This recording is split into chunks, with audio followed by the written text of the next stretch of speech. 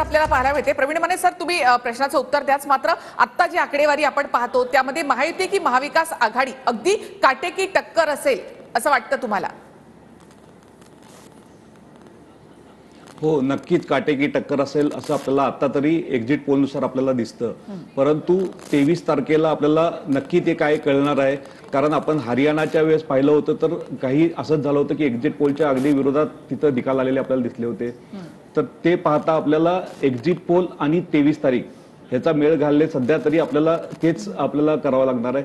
आणि आपण मगाशी आपण जो विचार करत होतो की महाराष्ट्रातल्या एकूणच राजकीय वातावरणाचं, तर ह्या वेळेस दोन फॅक्टर महत्वाचे मला वाटत होते की शिवसेना हे दोन ह्याच्यात विभागलेली आणि राष्ट्रवादी विभागलेली, ह्याच्यावर जास्त फोकस यावेळेस दिसून आला की शरद पवार आणि अजित पवार यांच्यावरच जास्त यावेळेस ह्या निवडणुकीचा फोकस दिसून आला.